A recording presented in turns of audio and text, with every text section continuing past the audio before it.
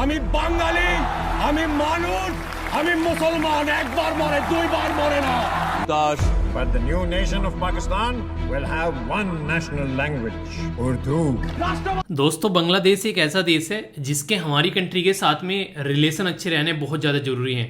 आप लोग पूछोगे ऐसा क्यों, इतने अच्छे रिलेशन रहना क्यों ज़रूरी है? जब पाकिस्तान के साथ में हमारे अच्छे रिलेशन नहीं है तो बांग्लादेश के भी साथ में बिगड़ जाएंगे तो क्या दिक्कत होगी?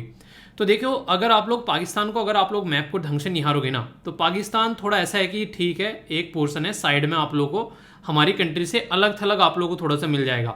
पर लेकिन जब बांग्लादेश के बारे में बात करेंगे तो वो एक ऐसा एरिया जो हमारी कंट्री के बिल्कुल अंदर घुसा हुआ आप लोगों को नजर आएगा। और कहने के लिए तो ये हालांकि अलग बात है कि हमारी कंट्री के अंदर घुसा हुआ नजर आएगा। आखिर at the end of the day अगर आप लोग थोड़ा सा पहले जाएंगे, आज़ादी से पहले, तो पार्ट तो दोनों इंडिया के ही थे। इसको स्टार्टिंग में आप लोगों ने यहाँ पर जो ये वाला रीजन है पाकिस्तान जिसको बोलते हैं, इसको आप लोगों ने वेस्ट पाकिस्तान बोला जब देश आज़ाद हो गया, और इसको ईस्ट पाकिस्तान बोला। पर लेकिन 1971 की जब यहाँ पर वॉर हुई, उस टाइम पर इंदिरा गांधी जी के टाइम पर जब पाकिस्तान के द्वारा यहाँ पर अटैक किया गया, तो उस टाइम पर बेसिक मुद्दा ये हुआ कि यहाँ पर बांग्लादेश जो है उसने अपनी लड़ाई लड़ी और यहाँ पर ये जीत कर आया इंडिया के सहयोग से। तो उस टाइम पर यहाँ पर ये बांग्लादेश बन गया। और बांग्लादेश जो है बेसिकली आप लोग अगर नाम देखेंगे तो जो बंगाली लैंग्वेज है उसी से आप लोगों को यहाँ पर देखने को मिलेगा, या फिर बंगला लैंग्वेज आप लोग बोल सकते हैं। तो यहाँ पर ये जो मुहिम चली थी वो चली भी उसी ड्यूरेशन में थी सबसे पहले, जब यहाँ पर जो बेसिकली उर्दू लैंग्वेज थोपने की कोशिश की गई थी बंगाली लोगों के ऊपर। तो वहाँ से सबसे पहले यहाँ पर चीज़ें स्टार्ट हुई थी, यार ऐसे कैसे चलेगा, लैंग्वेज थोपी जा रही है। यही सेम रिएक्शन अब आता है यहाँ पर, जब आप लोगों ने नॉर्मली नोटिस किया होगा जब भी हिंदी को नेशनल लैंग्वेज बनाने की बात करते हैं तो कुछ इसी तरीके का आप लोगों को रिएक्शन देखने को मिलता है हमारी कंट्री में जो साउथ इंडिया का एरिया है। हालांकि वहाँ पर ये ऐसा रिएक्शन नहीं, दोनों को कंपेयर नहीं करना है बिल्कुल भी। कभी आप लोग इनको कंपेयर करने बैठ जाओ और कि हाँ एक कुछ फालतू की बातें सोचने लोगों। मैं बात बता रहा हूँ कि लैंग्वेज की इंपॉर्टेंस कितनी है, कि वो एक देश को अलग थलग कर देती है एक दूसरे देश से, ऐसा आप लोगों को देखने को मिलेगा। और फिर आगे चलकर एक इतना बड़ा मूवमेंट चलता है जिसके चलते ये यहाँ पर पाकिस्तान, जिसको वेस्ट पाकिस्तान बोलते हैं, उससे आज़ाद हो जाते हैं।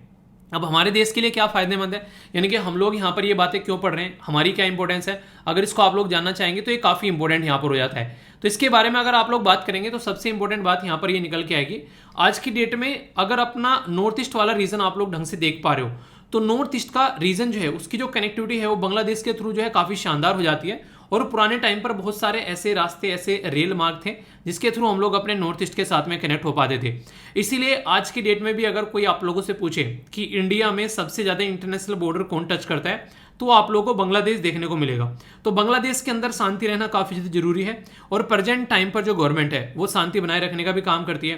तो यहाँ पर शेख हसीना जी की जो गवर्नमेंट है वो मुजिबुर रहमान साहब की बेटी, तो यहाँ पर वो काफ़ी शांति बनाए रखने में यहाँ पर सक्सेस भी हो पाती हैं। तो इंडिया भी यहाँ पर फुल सपोर्ट प्रोवाइड कराता है। तो उसी चीज़ों को ध्यान में रखते हुए अभी यहाँ पर इंडिया और बांग्लादेश की दोस्ती को और आगे बढ़ाने के लिए अभी कांस जो फेस्टिवल यहाँ पर चल रहा है, फिल्म फेस्टिवल 2022 का, उसके अंदर इंडिया और बांग्लादेश के द्वारा मिलकर यहाँ पर एक मूवी जिसका नाम है मुजिब, ठीक है। तो ये बेसिकली एक बात की जा रही है, मूवी का नाम है Mujib the making of nation, ठीक है। यानी कि पूरा मुजिबुर रहमान से द्वारा पूरा नेशन बनाया गया।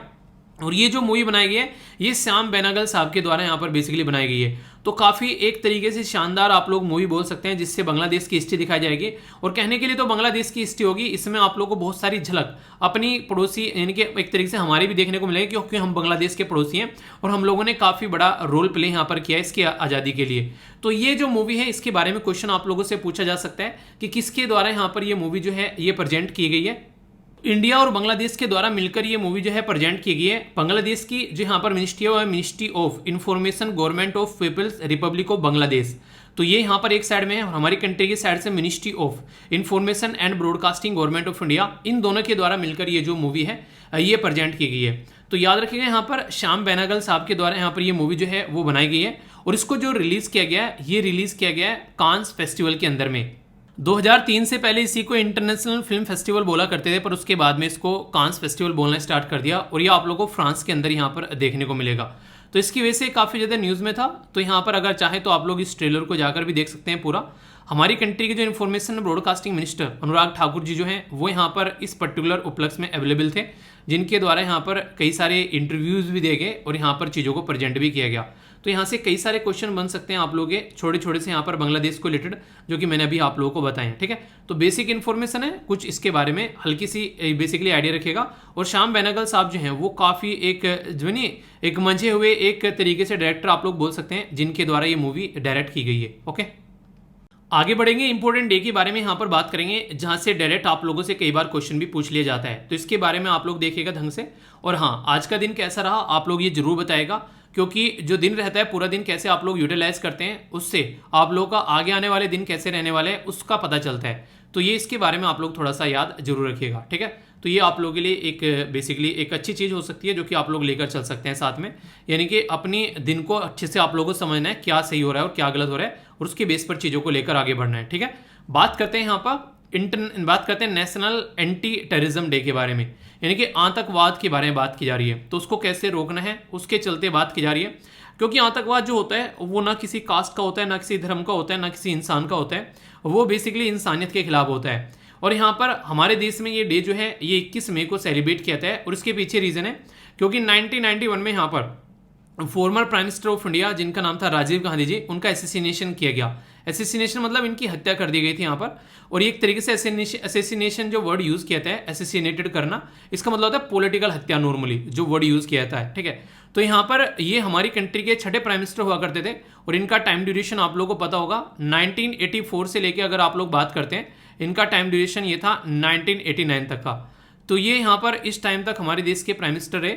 तो यहाँ पर इनका एसेसिनेशन हुआ, और कहीं ना कहीं यहाँ पर बहुत बड़ा रीज़न बताया जाता है, जो कि LTTE की लड़ाई, यानी कि जो मुद्दा चला बेसिकली यहाँ पर श्रीलंका के अंदर में तमिलियन कम्युनिटी को लेकर, तो उसके चलते यहाँ पर माना जाता है कि यहाँ पर इनकी बेसिकली हत्या की गई थी। तो ये अगर बात करें जो टेररिज्म होता है यहाँ पर, वो एक तरीके से प्रमोट करता, एक तरीके से टेररिज्म को रोकने की कोशिश की जाती है। और यहाँ पर कैसे नेशनल हार्मनी और यूनिटी को प्रमोट करना है, कास्ट, क्रीड, सेक्स, इन सबसे दूर हटकर एक देश एकजुट मिलकर हम लोग को रहना है, उसके बारे में यहाँ पर बात की जाती है। तो ये है इंपॉर्टेंट डे, जिसके बारे में आप लोग याद रखेगा। और 21 मई को ये डे सेलिब्रेट किया जाता है। ठीक है, आगे चलते हैं। यहाँ पर बात की जा रही है world day for culture diversity के बारे में।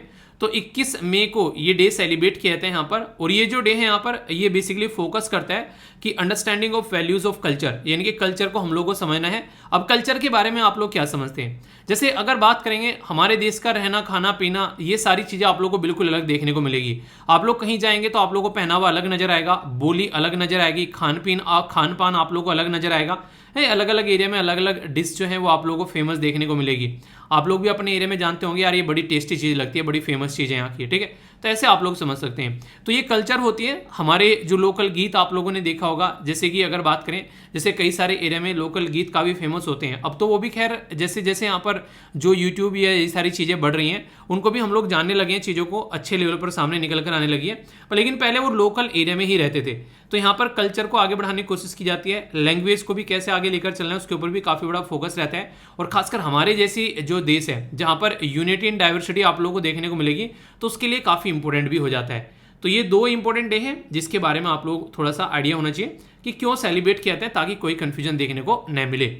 ये जो न्यूज़ है प्रेस इन्फॉर्मेशन ब्यूरो के अंदर काफ़ी डिटेल में यहाँ पर कवर की गई, तो उसी के बारे में मैं आप लोगों से बात कर रहा हूँ। यहाँ पर UPSC prelims GS paper 2 education के साथ में आप लोग यहाँ पर इसको कनेक्ट कर सकते हैं। और आप लोगों को पता हो जब संविधान के अंदर 7वें शेड्यूल में आप लोग जाते हैं तो एजुकेशन को यहाँ पर बेसिकली कॉन्करेंट लिस्ट के अंदर रखा गया, यानी कि तीसरी लिस्ट के अंदर, यानी कि समवर्ती सूची के अंदर रखा गया। ठीक है, तो ये आप लोगों को पता है यहाँ पर। और ये 42nd कॉन्स्टिट्यूशन अमेंडमेंट करके यहाँ पर इसको रखा गया था। अभी हमारी कंट्री के एजुकेशन मिनिस्टर कौन है, तो ये है धर्मेंद्र। ठीक है, धर्मेंद्र यानी कि जो आप लोगों को पता है धर्मेंद्र प्रधान जी, तो शोले वाले धर्मेंद्र की बात नहीं कर रहा हूँ। तो ये यहाँ पर इनको भी एक आइडिया आया कि मालवीय मिशन, तो मालवीय जी के नाम पर एक मिशन चलाया जा रहा है। आप लोगों ने सुना होगा मदन मोहन मालवीय जी। ठीक है, तो मदन मोहन मालवीय जी के साथ में ही कनेक्ट करके यहाँ पर एक मिशन का नाम दिया जा रहा है। इस मिशन के बेस पर पूरे देश के अंदर में जो टीचर्स हैं, एजुकेशन जो फैकल्टी डेवलपमेंट के ऊपर काम किया जाएगा, ताकि टीचिंग का इन्वॉल्वमेंट जो है वो देश के अंदर बढ़ाया जा सके। तो इसके ऊपर फोकस देने की बात की जा रही है। ठीक है, तो काफ़ी इंपॉर्टेंट है, इसके बारे में मैं आप लोगों से बात करूंगा। अगर बात करें थोड़ा सा मदन मोहन मालवीय जी के बारे में, तो 25 दिसंबर 1861 में इनका जन्म हुआ था और 12 नवंबर 1946 में इनके द्वारा हमको अलविदा बोला गया था। और आगे चलकर इनको बेसिकली पोस्टुमसली मतलब मरणोपरांत इनको भारत रत्न दिया गया 2014 में। पॉपुलरली अगर टर्म के बारे में बात करें सत्यमेव जयते, ठीक है, तो यहाँ पर पॉपुलराइज किया गया इनके द्वारा टर्म सत्यमेव जयते अगर बात करें, ठीक है।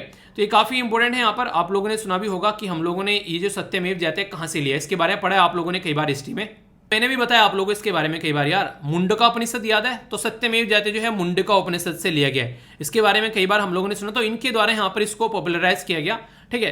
तो ये एक तरीके से यहाँ पर ये भी एक काफी इंपॉर्टेंट पॉइंट आप लोगों से पूछा जाता है। 4 बार इनके द्वारा जो कांग्रेस का सेशन प्रिजाइड किया, 1909 में, 1918 में, 1932 में और 1933 में, तो 4 बार यहाँ पर ये कांग्रेस के प्रेसिडेंट रहे यहाँ पर। तो कांग्रेस के सेशन के बारे में कई बार पूछ लिया जाता है, ठीक है। हिंदू मुस्लिम यूनिटी के ऊपर काफी काम किया, कास्ट सिस्टम को खत्म करने की बात की, कास्ट सिस्टम जो है काफी ज्यादा खतरनाक है। इंडिया के अंदर अगर बात करें एजुकेशन को काफी ज्यादा सपोर्ट किया गया। इसी के साथ में यहाँ पर ये प्रैक्टिस से लॉयर थे इलाहाबाद हाई कोर्ट के अंदर में, और इसी के साथ में फ्रीडम मूवमेंट में भी काफी अच्छे से इनके द्वारा पार्टिसिपेट किया गया, ठीक है। बेसिक अगर बात करें यहाँ पर फ्रीडम फाइटर के बारे में मैंने आप लोगों को बताई दी यहाँ पर। इसी के साथ में यहाँ पर he was confirm with the title, ये काफी इंपॉर्टेंट है, महामाना बाई महात्मा गांधी। तो इसके ऊपर आप लोग स्टार लगा लेना, कई बार आप लोगों से ऐसे क्वेश्चन पूछ ले जाते हैं कि इनको ये टाइटल किसके द्वारा दिया गया है, तो महात्मा गांधी जी के द्वारा इनको यहाँ पर महामाना का टाइटल दिया गया था, ठीक है। तो ये काफी इंपॉर्टेंट है। ड्यूरिंग जो स्कूल डेज यहाँ पर इनके द्वारा पोएम्स लिखी गई थी अंडर द नेम, जिनका नाम पूछा जा सकता है, इसका नाम था यहाँ पर मकरंद, ठीक है। तो मकरंद जो है पब्लिश की गई जनरल आगे चलकर मैगजीन में, ठीक है, तो मैगजीन में, ठीक है। तो ये है यहाँ पर बेसिकली मकरंद, ठीक है। तो ये बेसिक इंफॉर्मेशन है इनके बारे में। एक इंटरेस्टिंग क्वेश्चन आप लोगों को बताता हूं, शायद ऐसे क्वेश्चन आप लोगों से कई बार एग्जाम में भी पूछ ले जाते हैं कि आप लोगों को पता है पूना पैक्ट के बारे में, ये वही पूना पैक्ट है जिसके बारे में आप लोगों ने कई बार पढ़ा है। और यहाँ पर महात्मा गांधी जी और भीमराव अंबेडकर जी के बीच में काफी एक झड़प टाइप में हो गई थी, यहाँ पर दोनों मानने के लिए तैयार नहीं थे। फिर महात्मा गांधी जी के द्वारा क्या किया गया, एक तरीके से अनशन किया गया। तो उस टाइम की बात कर रहा हूं, और ये 1932 की बात की जा रही है। उस टाइम पर महात्मा गांधी जी की कंडीशन जो है वो इतनी खराब हो गई थी कि उनके द्वारा फास्ट बोल दिया गया था कि वो फास्ट करेंगे मरणोपरांत तक, तब तक डेथ ना हो जाए। क्योंकि क्या कर रहे थे भीमराव अंबेडकर जी जो है वो रिजर्वेशन की बात कर रहे थे डिप्रेस्ड सेक्शन के लिए, डिप्रेस्ड क्लास के लिए। तो उसके चलते महात्मा गांधी जी बोले थे कि हिंदू मुस्लिम में तो डिवाइड कर ही दिया है अंग्रेजों ने, अब ये हिंदू हिंदू को भी डिवाइड कर रहे हैं यहाँ पर बेसिकली, तो उसको रोकने की बात उनके द्वारा की गई। तो इसके चलते यहाँ पर एक पूना पैक्ट नाम का पैक्ट यहाँ पर साइन किया गया। तो महात्मा गांधी जी और अंबेडकर जी के बीच में साइन हुआ पूना पैक्ट पर, लेकिन महात्मा गांधी जी की कंडीशन इतनी ज्यादा खराब हो चुकी थी कि वो साइन करने की हालत में नहीं थे। तो उस टाइम पर बेसिकली मदन मोहन मालवीय जी के द्वारा ही वहां पर उसके ऊपर महात्मा जी के बिहाफ में साइन किया गया था उस पर्टिकुलर एग्रीमेंट के ऊपर। तो ये काफी इंटरेस्टिंग क्वेश्चन आप लोगों से बन सकता है। कुछ बातें मैंने आप लोगों को बता दी, कुछ और एक्स्ट्रा बातें आप लोगों को देखने को मिलेगी। ये एक मॉडरेट लीडर थे, एक्सट्रीमिस्ट और मॉडरेट दो पार्ट में डिवाइड हो गए थे। तो बाल लाल पाल को आप लोग बोलते हैं बेसिकली एक्सट्रीमिस्ट। बाललाल पाल में उनकी नाम क्या थे पूरे आप लोगों को ये बताना है। इसी के साथ में प्रेसिडेंट इलेक्ट किए गए वो मैंने आप लोगों को बताई थी। यहाँ पर अरेस्ट किए गए थे आगे चलकर अगर बात करें, ठीक है, bye the government of India एक तरीके से, जिसकी वजह से यहाँ पर ये देखिए इंपॉर्टेंट है, यहाँ पर ये थोड़ा सा इसको ध्यान से सुनिएगा जो अभी बताने जा रहा हूँ, ठीक है। He was elected as president of Indian National Congress 4 time, ठीक है। बट यहाँ पर अगर बात करें his arrest by the government of India, he could not preside 1932 और 1933 सेशन, ठीक है। तो जो एक तरीके से यहाँ पर बैंड था, तो यानी कि कहने का मतलब इलेक्ट हुए थे पर लेकिन इसको प्रिजाइड नहीं कर पाए थे, ठीक है। इसी के साथ में इनके द्वारा फाउंड किया गया बनारस हिंदू यूनिवर्सिटी जो यहाँ पर 1916 में, और एक एक्ट था यहाँ पर बेसिकली इस एक्ट के थ्रू, जिसका एक्ट था BHU एक्ट 1915। इसी के साथ में वाइस चांसलर है बनारस हिंदू यूनिवर्सिटी के 1919 से लेकर 1938 तक का।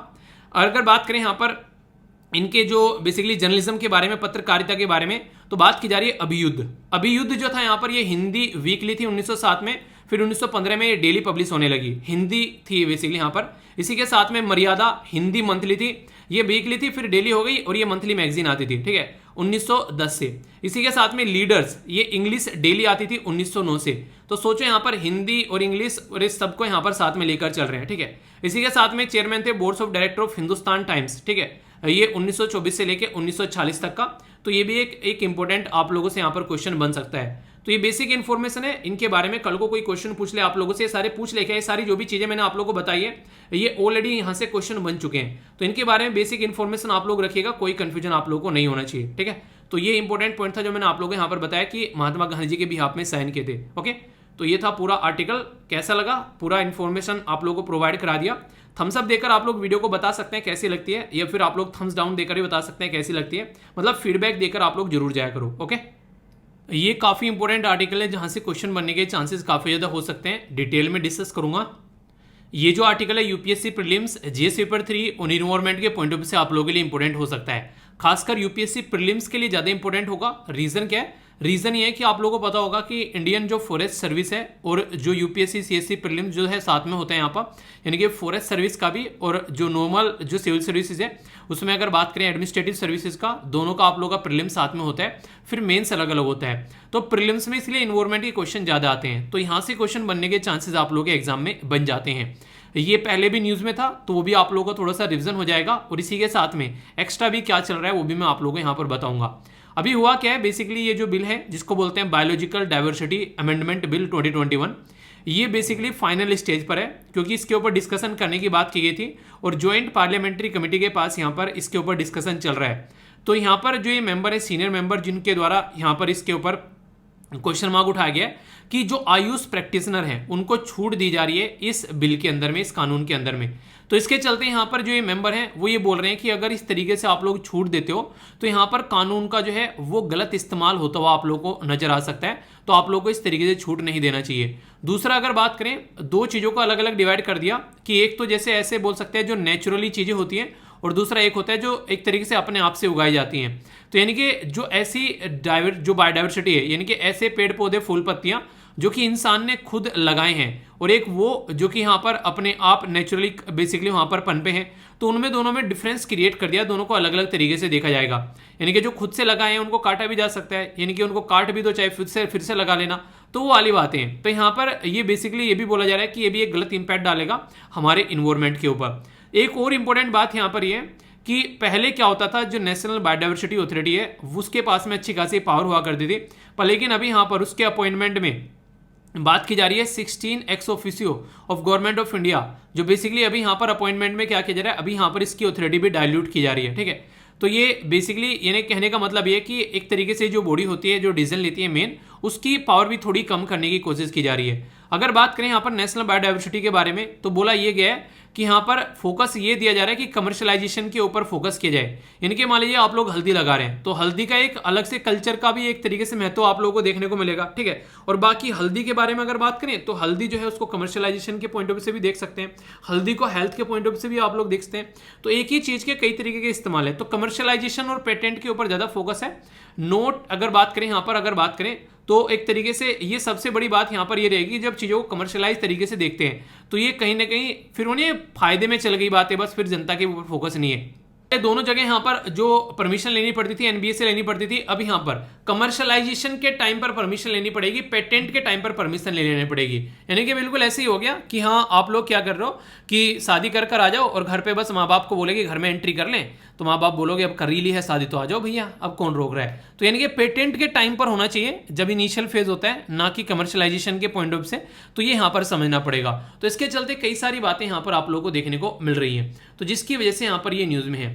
अगर बात करें यहाँ पर नेशनल बायोडाइवर्सिटी अथॉरिटी के बारे में, ये काफ़ी इंपॉर्टेंट बॉडी है जो कि एक तरीके से रेगुलेटरी बॉडी भी मानी जाती है और एडवाइजरी भी। यानी कि एक तो चीज़ों को रेगुलेट करने का काम करती है ताकि नेगेटिव इंपैक्ट न पड़े, और दूसरा एडवाइस करने का भी काम करती है गवर्नमेंट को कि कैसे कैसे इसके काम होने चाहिए। और इसी के साथ में ये फोकस करती है कि सस्टेनेबल यूज हो सके जो भी रिसोर्सेज हैं। सस्टेनेबल मतलब इस तरीके से इस्तेमाल करना चीज़ों का कि वो हम तो इस्तेमाल कर ही सकें, आने वाली जनरेशन के लिए भी बचा हुआ रह जाए, ऐसा नहीं कि बस हम ही सब कुछ खत्म करके निकल लिए। तो इसी के चलते फेयर जो इक्विटेबल शेयर की बात की जाती है ताकि सबको फायदा भी हो, तो ऐसे यहाँ पर चीज़ों को लेकर चलने की बात की जा रही है, तो इसी के ऊपर फोकस है। तो यहाँ पर अभी जो नया बिल आ रहा है उसको क्यों इतना न्यूज़ में डाला जा रहा है, इसके पीछे क्या रीज़न है, तो ये कुछ बेसिक चीज़ें मैं आप लोगों को यहाँ पर बताने वाला हूँ जो कि आप लोग समझ पाएंगे। ये चीज़ें ध्यान से सुनिएगा, इन्हीं के नोट्स भी हैं, टोटल डिटेल में भी यहाँ पर बता रखा है, पर लेकिन यहाँ पर शॉर्ट फॉर्म में लिखी हुई है सारी की सारी चीज़ें, जिससे कि मैं आप लोग को एक्सप्लेन करता हुआ भी चलूंगा। सबसे पहले तो यहाँ पर जो ये नया बिल लेकर आ जा रहा है, ये रिड्यूस करेगा प्रेशर जो एक तरीके से on the wild medicinal plant. ठीक है, जो मेडिसिनल प्लांट थे उनके ऊपर जो प्रेशर है वो रिड्यूस किया जाएगा। कहीं ना कहीं अब आप लोगों को पता है कि यहाँ पर नेचुरली नहीं, जो अपने आप से द्वारा उगाए गए जो पेड़ पौधे हैं उनको भी यहाँ पर साथ में लेकर चला जा रहा है। ठीक है, इसी के साथ में कल्टीवेशन के ऊपर फोकस देगा। मान लीजिए हल्दी की खेती करनी है, किसी को कोकीन की खेती करनी है, फिर कोई और भी खेती किसी को उगानी है, तो यहाँ पर उसको आसान बनाएगा। खासकर जो मेडिसिनल एक्टिविटीज के लिए यूज किए जाते हैं, यानी कि ऐसे नहीं भांग की खेती कर ली, ठीक है, तो ये सारी चीजें पहले काफी ज्यादा टफ तरीके से इनको फॉलो किया जाता था, अब यहाँ पर थोड़ा शांति देखने को मिलेगी। और इसी के साथ में यहाँ पर जो आयुष प्रैक्टिशनर है, अगर यहाँ पर वो प्रैक्टिस कर रहे हैं यहाँ पर, ठीक है, तो उनको थोड़ा सा एग्जाम्पशन भी मिला है। यहाँ पर कल को चलकर कोई इशू हो जाता है तो उनके ऊपर इसका ज्यादा इंपैक्ट नहीं पड़ेगा।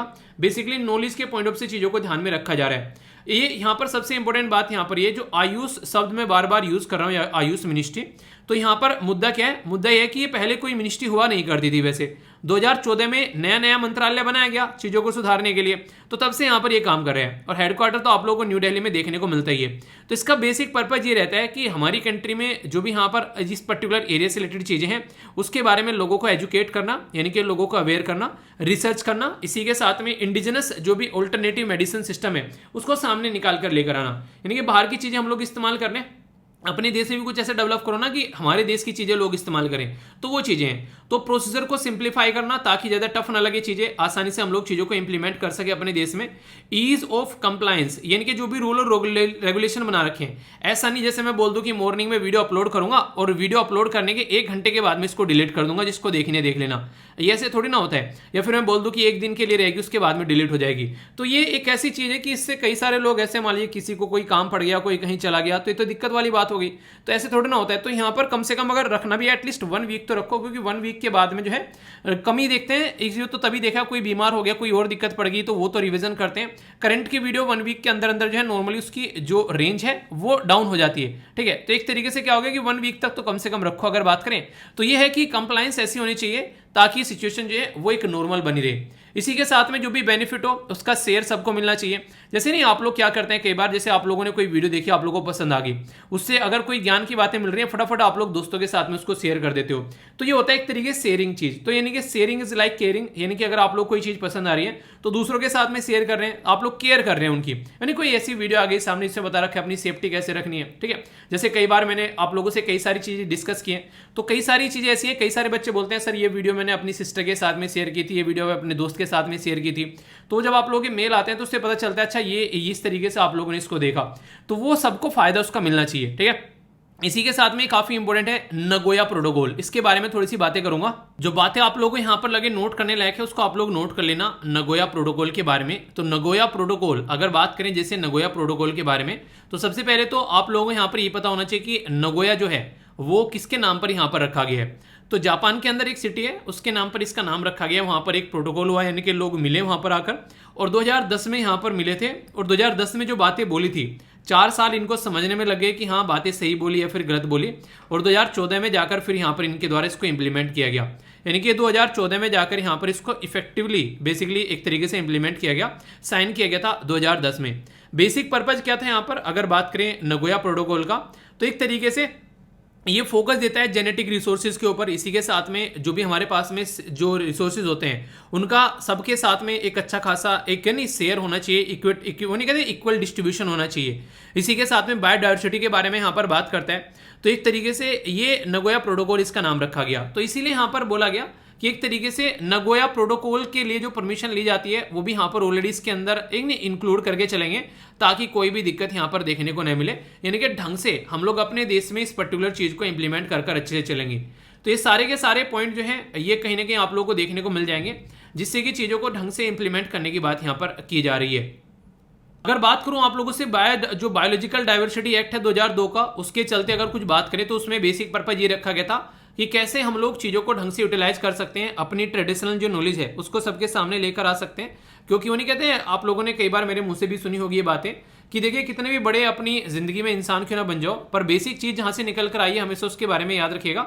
और अगर उसके बारे में कोशिश करो सीख ना सको, कुछ सीख सको तो कुछ सीख जरूर लेना। जैसे मैं अपने बारे में बताता हूँ कि मेरे जो बेसिकली दादाजी थे और जो मेरे मतलब मैं एक एग्रीकल्चर परिवार से निकल के आता हूँ, तो बेसिक पर्पज ये रहता है कि एग्रीकल्चर के बारे में मुझे पता होनी चाहिए। कल को चलकर अगर खेती बाड़ी करनी पड़े तो इंसान जो है अपने अस्तित्व को नहीं भूले कभी। ठीक है, तो ऐसे आप लोग यहाँ पर समझ सकते हैं। तो कमर्शियल यूटिलाइजेशन भी आप लोग कर सकते हैं, ट्रेडिशनल नॉलेज को भी आप लोग आगे लेकर चल सकते हैं और प्रोटेक्ट भी करना है जो रिच बायोडाइवर्सिटी है हमारे पास में, इनके जो भी हमारा अच्छा खासा इन्वायरमेंट है उसको प्रोटेक्ट करना है, एक खासकर उसको अच्छे से हम लोगों को लेकर चलना है, एक उसको गलत तरीके से मिसयूज नहीं करना है। और सेंट्रल बोर्ड, स्टेट बोर्ड और लोकल कमेटी 3 लेवल पर काम करना होगा।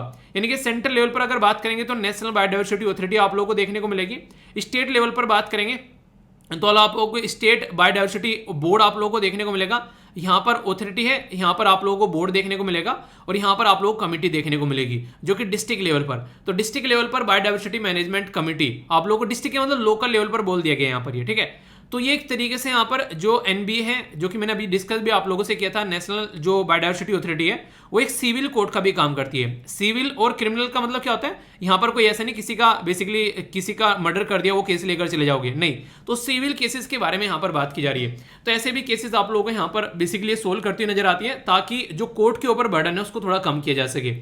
अभी ये जो हाईलाइट के बारे में बात करें तो मैंने भी आप लोगों को बताया मेडिसिनल प्लांट जो हैं उनको इंक्रीज किया जाएगा ज़्यादा से ज़्यादा, एग्जामेशन किया गया है, जो आयुष प्रैक्टिशनर है उनको रिसर्च में ज़्यादा से ज़्यादा चीज़ें देखने को मिलेगी। और जो भी यहाँ पर बात की जा रही है कि सबसे बड़ी बात तो जो बिल है वो फास्ट ट्रैक करेगा चीज़ों को ताकि ढंग से रिसर्च हो सके और सिंप्लीफाई किया जा सके चीज़ों को, डिस्क्रिमिनेशन को भी कम किया जा सके। इसी के साथ में फंडिंग यहाँ पर अच्छी खासी आ सके देश के अंदर में ताकि इसमें इन्वेस्टमेंट किया जा सके, मॉनिटर भी किया जाएगा, यानी फालतू में कोई कुछ भी हरकतें करता हुआ घूमेगा। और इसी के साथ में ज़्यादा से ज़्यादा लेवल पर स्टेट को पावर दी जा रही है ताकि सिचुएशन जो है वो अच्छे से हो सके, थोड़ा सा लोकल लेवल पर भी। तो ये एक्ट जो है ये काफ़ी अच्छे से काम करने वाला है अगर ढंग से इसको इंप्लीमेंट किया जाए और यूटिलाइज किया जाए। तो हर एक चीज़ के उन्हें कहते हैं कि हर सिक्के के 2 पहलू होते हैं, तो यहाँ पर भी आप लोगों को कुछ ऐसे ही पहलू देखने को मिलेंगे। सबसे पहले बात की जा रही है जो बिल प्रस्तुत किया गया किसी के साथ में ढंग से कंसल्ट नहीं किया गया, उन्हें कहते हैं डिबेट डिस्कशन करके चीज़ों को आगे लेकर चलना था। नो प्रॉफिट शेयरिंग, प्रॉफिट भी बोला जा रहा है कि यहाँ पर प्रॉपर शेयरिंग उसकी देखने को नहीं मिलेगी, खासकर लोकल कम्युनिटी के साथ में जो कि होनी चाहिए, जो कि उस एरिया को प्रोटेक्ट करने का भी काम करती है, तो उनका पूरा फोकस होना चाहिए था उसके ऊपर, तो उनको भी इग्नोर किया जा रहा है। कमर्शलाइजेशन के ऊपर पूरा फोकस है जिससे कि आयुष मिनिस्ट्री को जो है काफी ज्यादा फायदा होगा। लूफोल जो कि है बायो पायरेसी की, यानी कि एक तरीके से गलत तरीके से चीजों का इस्तेमाल करना बिना अप्रूवल के, वो भी सारी चीजें देखने को मिलेगी, तो उसके ऊपर भी यहाँ पर एक तरीके से कम निगाह रखी गई है। इसी के साथ में इग्नोर किया गया बायो यूटिलाइजेशन को, कैसे कैसे यूटिलाइजेशन किया जा सकता है, ठीक है। तो इस तरीके से कई सारे इंपॉर्टेंट एलिमेंट है जिनको ढंग से टच नहीं किया गया। एक्सोटिक जो प्लांट कल्टीवेशन होती है उसके ऊपर भी फोकस यहाँ पर देना था, उसका एग्जाम्पशन करते हैं यहाँ पर एक तरीके से जो बिल है ऑल्सो एग्जाम्प्ट जो cultivated medicinal plant from the preview of the act, ठीक है। तो एक तरीके से ये भी है यहाँ पर बाहर का कोई पौधा आप लोग लाकर लगा रहे हैं तो उसका क्या नेगेटिव इंपैक्ट पड़ सकता है। डी लाइसेंसिंग के बारे में बात की जा रही है कि अलाउ करेगा यहाँ पर लार्ज कंपनीज टू, एक तरीके से ज्यादा एक बड़ी बड़ी कंपनी को ज्यादा फोकस किया जा रहा है, तो जो लोकल कम्युनिटी है उनको बेसिकली ज्यादा शेयर मिलना चाहिए, तो उसको भी यहाँ पर एक तरीके से कम आंका गया है, ऐसा बोल सकते हैं आप। यहाँ से काफी इंपॉर्टेंट क्वेश्चन कई बार आप लोगों का यहाँ पर बन जाता है अगर बात की जाए बायोडाइवर्सिटी हॉटस्पॉट इन इंडिया, तो ये आप लोगों के लिए कई बार इंपॉर्टेंट चीज है, तो इसके बारे में थोड़ा ध्यान रखिएगा। डिटेल में डिस्कस कर लेते हैं बायोडाइवर्सिटी हॉटस्पॉट के बारे में। टोटल मिलाकर ऑल ओवर वर्ल्ड में यहाँ पर 36 आप लोगों को देखने को मिलेंगे, यानी कि 36 बायोडाइवर्सिटी हॉटस्पॉट आप लोगों को दुनिया में देखने को मिलेंगे। पर लेकिन इंटरेस्टिंग चीज जो आप लोगों को यहाँ पर अगर मैं इसके बारे में बोलूँ तो वो ये है कि इन 36 के बारे में तो आप लोगों ने सुन लिया यहाँ पर कि 36 देखने को मिलेंगे, पर अकेले इंडिया के अंदर यहाँ पर 4 है 36 में से, तो ये काफी बड़ी चीज आप लोगों को यहाँ पर देखने को मिलती है, ठीक है। तो यानी कि 36 ऑल ओवर वर्ल्ड में अकेले इंडिया में आप लोगों को यहाँ पर 4 देखने को मिल जाएंगे। तो कौन कौन से हैं?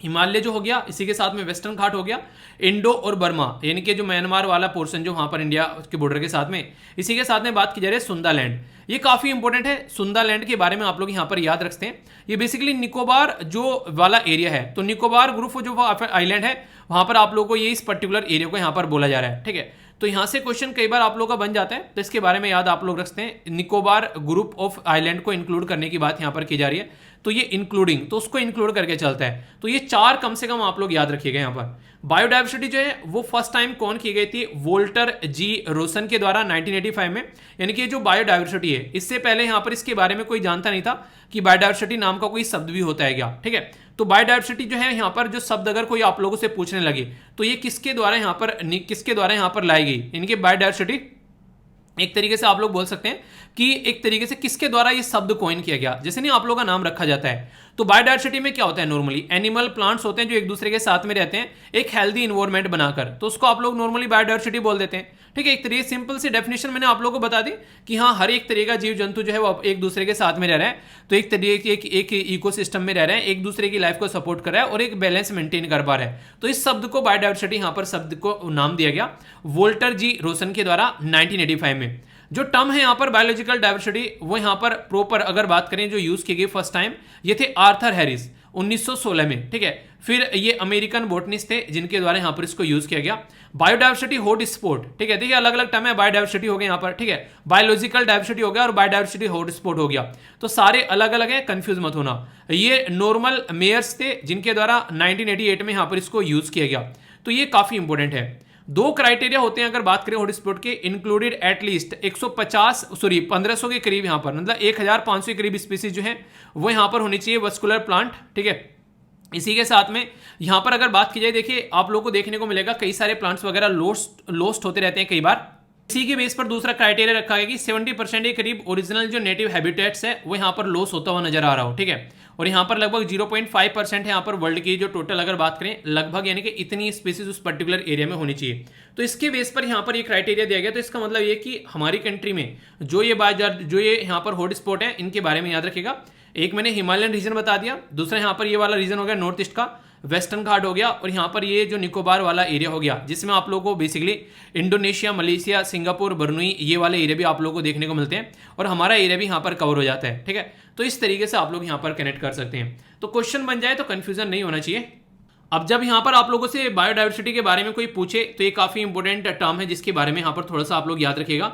यहाँ पर अगर बात की जाए जो पृथ्वी के ऊपर जो भी यहाँ पर लिविंग ऑर्गेनिज्म रहते हैं, इनके जो भी लिविंग इनके पेड़ पौधे फूल पत्तियां हम लोग सब रहते हैं, तो उनको सबको इकट्ठा करके यहाँ पर उनके बीच में जो बैलेंस बनता है, ठीक है, स्पीसीज जो भी हैं जो रहती हैं, तो एक तरीके से वो इकोसिस्टम बोलते हैं। और ये इसको यहाँ पर 3 तरीके से आप लोग डिवाइड कर सकते हैं। इनके अंदर क्या क्या डिफरेंसेस आप लोगों को देखने को मिलते हैं, जैसे जेनेटिक डाइवर्सिटी हो गया, स्पीसीज डाइवर्सिटी हो गया और इकोसिस्टम डाइवर्सिटी हो गया। यानी कि आप लोग बोल सकते हैं जेनेटिक डाइवर्सिटी मतलब हम लोग एक ही माँ बाप के होने के बावजूद भी अलग अलग फेस रंग रूप आप लोगों को चीजें देखने को मिलेगी, तो ये जेनेटिकली कैटेगरी में आ गया। इसी के साथ में ये तो एक माँ बाप के हो गए। इसी के साथ में अगर स्पीसीज के बारे में बात करें, इंसान है हम लोग, एक गांव में भी अगर रहते हैं तो दुनिया भर के इंसान देखने को मिलेंगे, सबसे हम लोग बिल्कुल अलग हैं, तो वो एक तरीके स्पीसीज डाइवर्सिटी कैटेगरी में यहाँ पर आ गया। और इकोसिस्टम डाइवर्सिटी जो है वो विद इन इकोसिस्टम आप लोगों को देखने को मिलेगी, यानी कि डिफरेंस क्रिएट करने की कोशिश की जा रही है चीजों को समझने के लिए, तो उसके बेस पर यहाँ पर डिवाइड किया जा रहा है। ठीक है, तो इकोसिस्टम के अंदर डाइवर्सिटी विद इन इकोसिस्टम, जो भी डाइवर्स जो भी डिफरेंट चीजें देखने को मिलेगी एक इकोसिस्टम के अंदर में। यहाँ पर अगर बात करें तो आप लोग बोल सकते हैं जो स्पीसीज है तो उनके बीच में आप लोग यहाँ पर एक तरीके से जो से एक इकोसिस्टम बना हुआ है, उन इकोसिस्टम्स के बीच में जो भी डाइवर्सिटी आप लोगों को देखने को मिल रही है, तो उस डिफरेंस को यहाँ पर काउंट किया जा रहा है। अब बायोडाइवर्सिटी के बारे में अगर बात करें तो कंजर्वेशन के बारे में बात की जाती है, खत्म हो रहे हैं तो भैया बचा लो इनको। तो ये 2 शब्द जरूर याद रखिएगा, एक तो होता है इन सीटू, एक होता है एक्स सीटू। और यहाँ से क्वेश्चन कई बार आप लोगों के एग्जाम में पूछे जा चुके हैं। इन सीटू का मतलब होता है बेसिकली जैसे कि जिस एरिया में है उसी एरिया में उनको प्रोटेक्ट करना, जैसे नेशनल पार्क बना दिया, सेंचुरी बना दी, बायोस्फीयर रिजर्व बना दिया। ठीक है, इसी के साथ में लेक हो गए, फॉरेस्ट वगैरह, टेरेस्ट्रियल और मैरीन, यानी कि एक तरीके जो धरती वाले भी और पानी वाले भी, तो ये सारे इन सीटू है। यानी कि आप लोग अगर एक घर में रहते हैं तो आप लोग के घर में ही आप लोग को प्रोटेक्ट करके रखना। ठीक है, पर लेकिन अगर आप लोग बाहर रहते हैं तो जैसे हॉस्टल में जाकर रह रहे हैं तो वहां पर आप लोगों को प्रोटेक्ट करना, जैसे जू हो गया, बोटनिकल गार्डन हो गया। ठीक है, ये सारे आप लोगों को देखने को मिलेंगे। ठीक है, इसी के साथ में एरोबोरेट्स हो गया, ठीक है, एक्वेरियन हो गया यहाँ पर, एक्वेरा, ठीक है, सीड्स बैंक हो गया, जेनेटिक बैंक्स हो गया। इसी के साथ में जो ये अलग अलग जो आप लोग यहाँ पर ये टर्म देखने को मिल रही है, इनको रटना नहीं है। ठीक है, आप लोग थोड़ा सा ये जरूर समझिएगा इसका बेसिक डिफरेंस क्या है, ये आप लोगों को पता होना चाहिए। ठीक है, इसी के साथ में क्राइपर्स हो गया, इनके जो पवित्र प्लांट होते हैं उनके बारे में बात की जा रही है। ठीक है, तो ये सीक्रेट्स बेसिकली आप लोग बोल सकते हैं जो पवित्र होते हैं, जैसे पीपल की पूजा करते हैं कई बार, जैसे उसकी जो तुलसी की पूजा करते हैं। और अभी आप लोगों ने देखा होगा हमारी कंट्री के जो प्राइम मिनिस्टर साहब हैं उनके द्वारा WHO के जो बेसिकली चेयरपर्सन है उनको यहाँ पर अभी तुलसी भाई भी बोला था। ठीक है, मैंने आप लोगों को बताया भी था वो। तो ये सब मुद्दे हैं जिनके बारे में आप लोग हल्का सा आइडिया रख सकते हैं। अब मैं क्वेश्चन पूछूंगा आप लोगों से जिसके आंसर आप लोगों को देने हैं। मैं आशा करता हूं आप लोग इनका आंसर काफी अच्छे से दोगे। एक एक कर यहाँ का देखते हैं। क्वेश्चन है यहाँ पर, which of the following are the parts of the biological जो डाइवर्सिटी हॉटस्पॉट के बारे में बात की जा रही है। हिमालय, वेस्टर्न घाट, ईस्टर्न घाट और इसी के साथ में इंडो बर्मा। सही आंसर यहाँ पर क्या है, आप लोगों को मैंने मैप में भी दिखाया था। सही आंसर इसका दीजिए, देखता हूँ कौन सही देता है। अभी आप लोगों ने यहाँ पर वेस्टर्न घाट के तो बारे में बात की थी, पर लेकिन ईस्टर्न घाट के बारे में हम लोगों ने बातें नहीं की थी। तो आंसर क्या हो गया? आंसर यहाँ पर सी हो गया सीधा सीधा। तो डायरेक्ट क्वेश्चन आप लोगों से यहाँ पर एग्जाम में बन गया, कोई कंफ्यूजन नहीं होना चाहिए, ठीक है। यूपीएससी 2011 में इन सीटू के बारे में यहां पर पूछा गया, निम्न में से कौन सा स्थान जो है वनस्पति जो संरक्षण हेतु जो इन सीटू पद्धति में नहीं आता है, ठीक है। तो ये आप लोग देखते हैं, तो यहाँ पर बायोस्फीयर रिजर्व हो गया, botanical garden, national park, wild life sanctuary. तो सही आंसर यहाँ पर क्या है? ए, बी, सी या फिर डी। देखता हूँ किस किसी ने सही सुना है, ढंग से इसका आंसर दीजिए, देखता हूँ कौन सी आंसर देता है, ठीक है। सही आंसर यहाँ पर क्या है? अभी आप लोगों को थोड़ी देर पहले ही बताया, यहाँ पर अगर ढंग से आप लोग देखेंगे तो आप लोग आंसर जो है वो बी दिखाई देगा, बोटनिकल गार्डन, ठीक है। तो यहाँ पर बोला इन सीटू का उदाहरण नहीं है। बोटनिकल गार्डन क्या है? वो एक्स सीटू का है, अभी आप लोगों को मैंने यहाँ पर बताया। तो इस तरीके से बेसिक डेफिनेशन आप लोगों को पता होनी चाहिए। जैसे आप लोग एक तरीके से कई बार जू जाते हैं चिड़ियाघर देखने, ठीक है, तो वो आप लोगों को एक्स सीटू यानी कि बाहर से लाकर एनिमल्स को वहां पर रखा गया है, ऐसे आप लोग कनेक्ट करके देख सकते हैं। ऐसा भी क्वेश्चन आप लोगों से बन सकता है, जैसे बायोडाइवर्सिटी यहाँ पर किसके द्वारा बताया गया पहली बार टर्म, ठीक है। बायोलॉजिकल डाइवर्सिटी किसके द्वारा बोला गया और बायोडाइवर्सिटी हॉटस्पॉट किसके द्वारा बोला गया। तो ऐसे क्वेश्चन अगर आप लोगों से कल को कोई चल के कोई पूछ ले तो कोई कंफ्यूजन आप लोगों को नहीं होना चाहिए। अभी डिटेल में मैंने आप लोगों को यहाँ पर बताई, एक एक पॉइंट जो है वो आप लोगों को यहाँ पर क्लियर होना चाहिए, ठीक है। अब आप लोग खुद से देखो इसका आंसर क्या होगा। देखता हूँ अभी भी यहाँ पर सामने लिखी हुई है सारी चीजें, तो यहाँ पर इसका आंसर आप लोगों को बताना है। तो बिल्कुल ऐसे हो गया, आप लोगों के सामने आंसर रख दिया मैंने खोल के और आप लोगों से ही पूछ रहा हूँ इसका आंसर बताओ, ठीक है। यानी कि किताब दिखाकर नकल करवा रहा हूँ आप लोगों को आंसर दीजिए। ये काफी इंटरेस्टिंग और एक डिफरेंट क्वेश्चन है जिसको आप लोग समझिएगा। इंडिया के अंदर 7.6 आप लोगों को यहाँ पर देखने को मिलेंगे, जो 7.6 जो है ये ऑल मैमल्स आप लोगों को देखने को मिल सकते हैं, ये ऑफ है, ठीक है। 12.6 जो है ये ऑल बर्ड्स आप लोगों को देखने को मिल सकती है, 6.2 रेप्टाइल्स, 4.4 यहाँ पर एम्फीबियंस, ठीक है, उभयचर या फिर जो आप लोग ने एक तरीके से जो घिसक कर चलने वाले उनको रेप्टाइल्स बोलते हैं। सही आंसर क्या यहाँ पर? ए में बोला गया 1 2 3, बी में बोला गया 2 3 4, सी में बोला गया ये 1 3 4 और डी में बोला गया ऑल ऑफ द अबव। तो इसका आंसर मैं आप लोगों को बता देता हूँ, ये आप लोगों को देखने को मिलेगा। तो यहाँ पर ये हमारी कंट्री में क्या क्या जीव जंतु है वो सारी संख्या है। 33% जो प्लांट्स स्पीसीज जो है वो एंडेमिक है, यानी कि खतरे के निशान के आसपास आप लोगों को देखने को मिल रही है, जिसके ऊपर हम लोग को काम भी करना चाहिए। तो ये भी दिक्कत आप लोगों को यहाँ पर निकल कर आती है। तो काफी इंपॉर्टेंट यहाँ पर कई सारे पॉइंट्स मैंने आप लोगों से डिस्कस किए, यानी कि यहाँ पर बहुत ही डिटेल में अगर क्वेश्चन कोई बने कल को तो कोई कंफ्यूजन नहीं होना चाहिए, इतने डिटेल में सारी चीजें आप लोग को बता दी एक, ठीक है। ये काफी इंपॉर्टेंट मुद्दा है देश के अंदर। आज के डेट में आप लोग बात करते हैं, स्टार्टअप को बढ़ाने की बात यहाँ पर की जा रही है। स्टार्टअप मतलब देश के अंदर लोग जो है जॉब के पीछे न भागें, बल्कि कुछ व्यापार करें और गवर्नमेंट उनको सपोर्ट प्रोवाइड कराएगी और वो दूसरों को भी जॉब दे। ये जो है यूपीएससी प्रीलिम्स जीएस पेपर 2 और 3 के अंदर गवर्नमेंट पॉलिसीज और इकोनॉमी के अंदर आप लोग बोल सकते हैं। स्टार्टअप इंडिया करके हमारे देश में प्रोग्राम लॉन्च किया गया था। अब यहाँ पर उस चीज को और अच्छे लेवल पर यहाँ पर बेसिकली जो छोटी छोटी सिटीज हैं उनके अंदर भी प्रमोट करने की बात की जा रही है। तो मिनिस्ट्री ऑफ कॉमर्स और इंडस्ट्री जो कि श्री पीयूष गोयल साहब हैं, उनके द्वारा चेयर की गई 4th meeting national startup advisory council की न्यू दिल्ली के अंदर में, तो उसी के बारे में यहाँ पर बात की जा रही है। तो यहाँ पर एक तरीके से ये यहाँ पर क्या करेगा, ये एक तरीके से प्रोटेक्ट करेगा जो एक ओनरशिप होती है स्टार्टअप की। देखिए होता क्या है, नॉर्मली जैसे मान लीजिए किसी ने कोई बिजनेस स्टार्ट किया, ठीक है, तो बिजनेस तो स्टार्ट कर लिया, पर लेकिन मुद्दा ये रहता है कि वो बिजनेस जो है वो पनप नहीं पाता है। अगर किसी का ठीक ठाक घर है, सपोर्ट अच्छी खासी मिली हुई है, तो आप लोगों को देखने को मिलेगा चीजें अच्छी खासी चल जाती हैं। पर लेकिन रियलिटी में बहुत सारे लोग जो है वो चाहते हैं कि आगे चलकर बिजनेस किया जाए, पर लेकिन रियलिटी में वो बिजनेस जो है वो चल नहीं पाते हैं ढंग से, और रीजन रहता है उसके पीछे बहुत बड़ा रेवेन्यू का। तो गवर्नमेंट भी यहाँ पर कोशिश कर रही है कि किस तरीके से यहाँ पर चीजों को आगे लेकर चला जा सके, ताकि लोगों को यहाँ पर एक रेवेन्यू भी मिल सके, और उसी के साथ साथ में यहाँ पर वो लोगों को अपने बेसिकली अपना तो एक तरीके से मतलब जिंदगी सुधारें, और इसी के साथ में लोगों की भी एक तरीके से जिंदगी को सुधारते हुए नजर आए। तो उसके बारे में यहाँ पर बात की जा रही है, तो उसी को आगे लेकर चलने की बात की जा रही है। और हमारी कंट्री में स्टार्टअप इंडिया प्रोग्राम इसी को ध्यान में रखते हुए 2000 बेसिकली ये 16 में लॉन्च किया गया। 16 में तो वैसे लॉन्च किया गया था, पर 2015 में हमारी कंट्री के प्राइम मिनिस्टर मोदी साहब के द्वारा ये बेसिकली 15 अगस्त के दिन अपनी स्पीच में इसके बारे में बातें की गई थी, और फिर 16 में आकर इसको लॉन्च किया गया था। तो प्राइम मिनिस्टर मोदी साहब के द्वारा लॉन्च किया गया था, पर लेकिन ministry of commerce and industry के अंडर आज की डेट में आप लोगों को यहाँ पर देखने को मिलेगा, जो कि पीयूष गोयल साहब के अंडर में यहाँ पर आती है। तो ये कुछ बेसिक चीजें हैं जो कि आप लोग याद रखिएगा।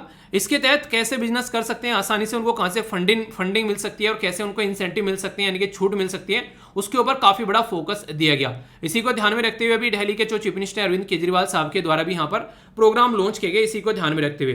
तो national mentorship programme investor startup अगर बात करें, इसी के साथ में यहाँ पर एक तरीके से ये मैच मेकिंग पोर्टल, ठीक है, इसी के साथ में इनक्यूबेटर कैपेसिटी डेवलपमेंट प्रोग्राम, यानी कि एक तरीके से आप लोग ऐसे बोले जैसे आप लोग बोलना है सर हमको यूपीएससी की तैयारी करनी है, तो यूपीएससी की तैयारी कैसे करनी है, तो एक ऐसे इंसान से आप लोग अगर पूछोगे जिसको पता है उसके बारे में, जैसे मुझे यूपीएससी के साथ में एक ठीक ठीक एक्सपीरियंस है, जितने लंबे समय तक मैं यूपीएससी के साथ में कनेक्ट रहा हूं, तो मतलब एक तरीके से फाइनल मेरिट में नाम नहीं आना वो एक अलग बात है, पर लेकिन पूरे प्रोसीजर के थ्रू होकर गुजर चुका हूं, तो इसके चलते मुझे आइडिया है यूपीएससी के बारे में। तो मैं आप लोगों को बता सकता हूं कि हाँ कहां पे क्या क्या चीजें देखने को मिलती हैं, तो उसके बेस पर आप लोग गाइड किया जा सकता है आसानी से, जो कि मैं वीडियोज में करता भी रहता हूं। पर लेकिन एक ऐसे इंसान से अगर जाकर पूछ जाए जो कि कभी प्रीलिम से आगे नहीं बढ़ पाया, तो वो आप लोग कैसे इंफॉर्मेशन दे पाएगा इन सब चीजों के बारे में, तो वो एक अलग बात होती है। तो कहने का मतलब यहां पर ये कि अगर इंसान उसका एक्सपीरियंस है तो वो दूसरों को बता सकता है यार यहाँ से चीजें हैं।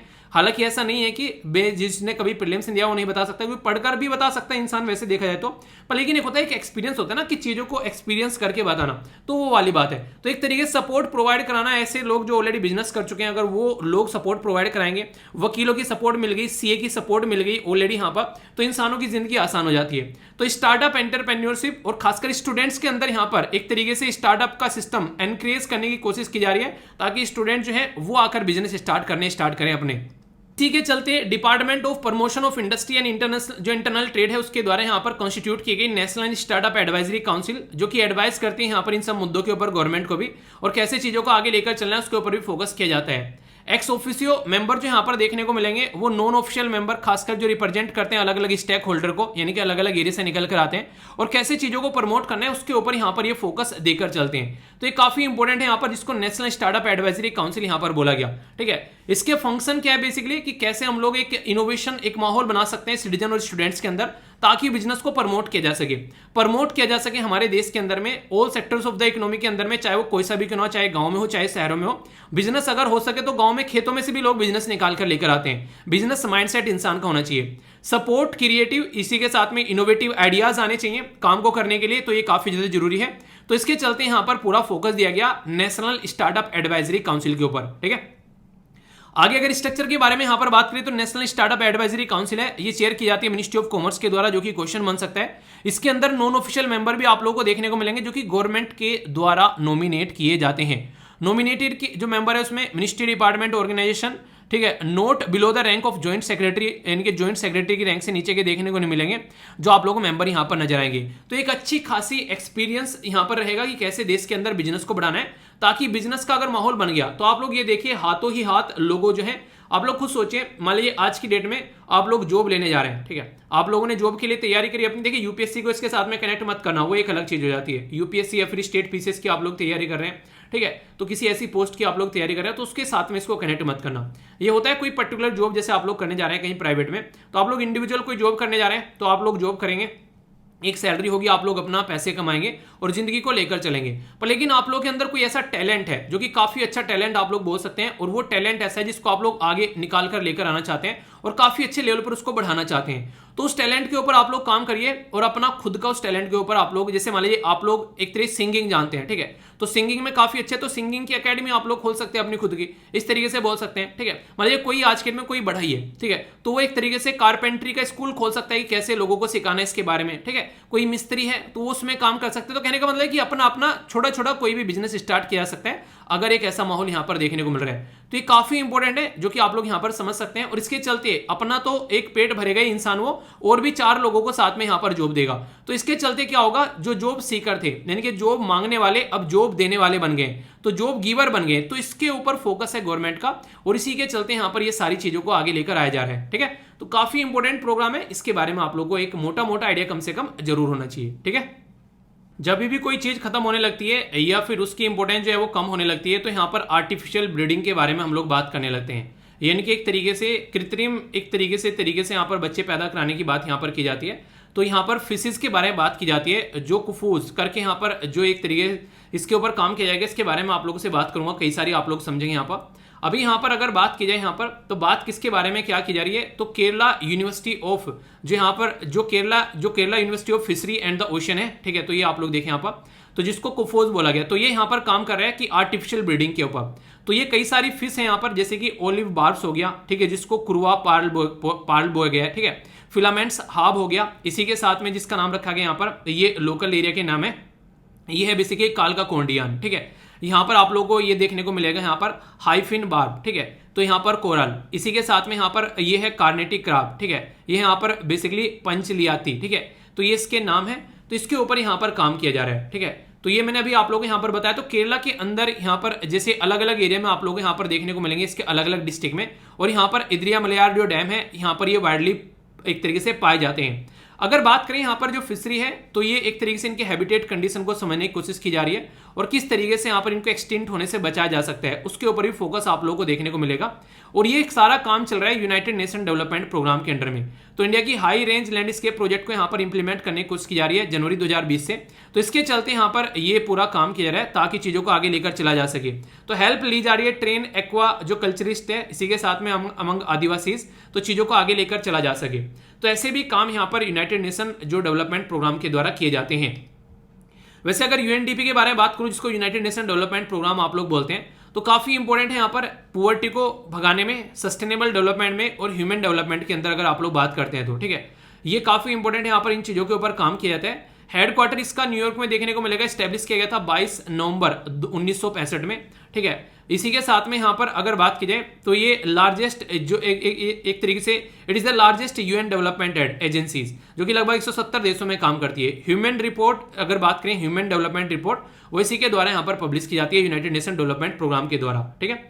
अगर यूएनडीपी के बारे में और बात करें, जैसे मैंने बोला सस्टेनेबल डेवलपमेंट, इसी के साथ में डेमोक्रेसीज के अंदर गवर्नेंस और कैसे पीस बिल्डिंग होनी है, और क्लाइमेट और डिजास्टर जो रेजिलियंस के ऊपर भी यहाँ पर काम किया जाता है।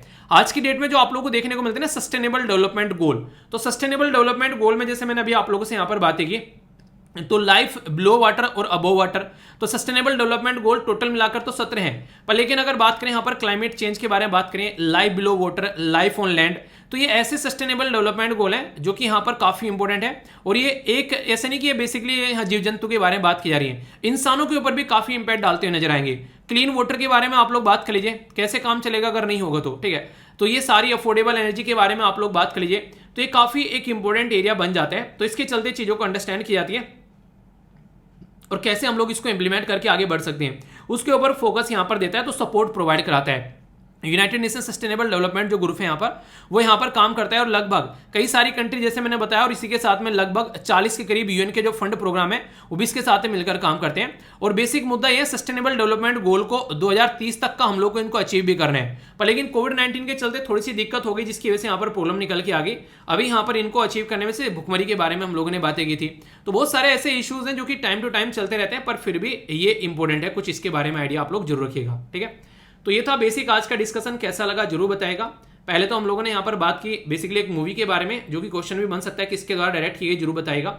2 डे के बारे में हम लोगों ने डिटेल में बातें की जहां से क्वेश्चन भी आप लोग बन सकते हैं काफी अच्छे से, ठीक है। इसी के साथ में जो नेक्स्ट न्यूज हम लोगों ने काफी डिटेल में देखी जहां से आप लोग क्वेश्चन बनने के चांसेस काफी ज्यादा हो सकते हैं, तो वो थी जो न्यूज अभी हम लोगों ने जो डिस्कस की उसके बारे में अगर मैं बात करूं तो यहाँ पर हम लोगों ने स्टार्टअप इंडिया के बारे में बात की, ठीक है। तो यहाँ से भी आप लोग ये क्वेश्चन यहाँ पर बन सकते हैं। इसी के साथ में जो मदन मोहन मालवीय जी की न्यूज जो थी वो काफी इंपॉर्टेंट थी।